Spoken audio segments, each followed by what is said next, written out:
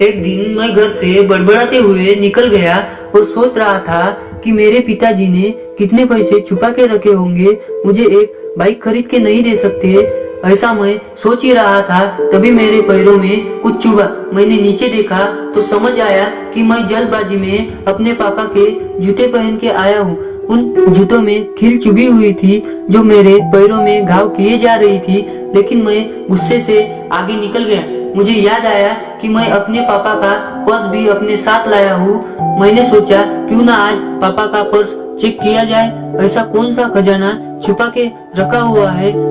ऐसे मैंने सोचा और पर्स चेक किया तो उसमें पैसे तो नहीं थे, लेकिन एक डायरी थी। जब मैंने डायरी का पहला पन्ना खोला और देखा तो वहाँ पर जो लिखा हुआ था वो थोड़ा सीरियस कर देने वाला था। डायरी में जो लिखा हुआ था उसको पढ़ने के बाद मेरे चेहरे पर जो गुस्सा था वो गायब हो रहा था, क्योंकि डायरी में वैसा कुछ भी नहीं लिखा हुआ था जैसा मैं सोच रहा था। वहाँ पर उन पैसों का हिसाब लिखा हुआ था जो अलग अलग कामों के लिए पापा ने अलग अलग लोगों से उधार लिए थे।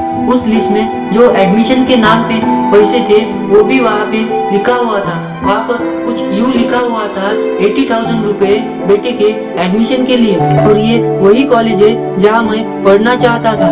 लेकिन तब मुझे पता नहीं था वो पैसे कहाँ से आए थे, लेकिन आज मुझे पता चल रहा था।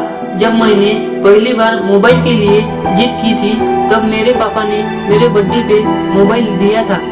मैं बहुत खुश था और मुझसे भी ज्यादा खुश थे मेरे पापा। अब मेरा गुस्सा पूरी तरह से गायब हो चुका था। जब मैंने दूसरा पन्ना पलटा तो उसमें पापा के इच्छाओं के बारे में लिखा हुआ था। वहाँ पर कुछ यूं लिखा हुआ था, अच्छे जूते पहनना। यह मुझे कुछ समझ नहीं आ रहा था।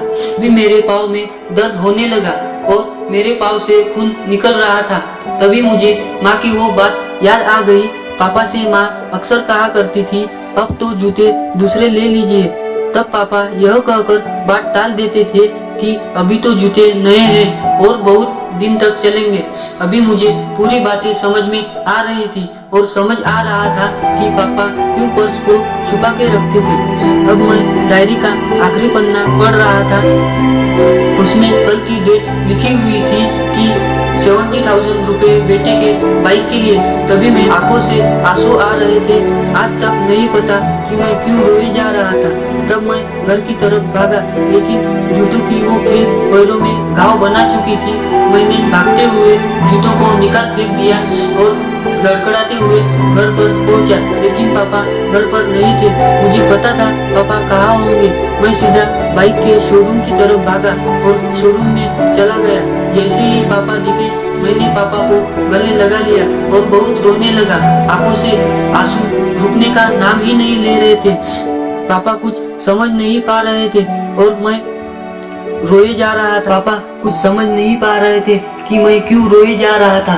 मैंने तब पापा से कहा, मुझे मोटरसाइकिल नहीं चाहिए, आप अपने लिए नए जूते ले लीजिए। और कहा, आज से मैं जो भी करूँगा अपने मेहनत से करूँगा, अपने दम पे करूँगा।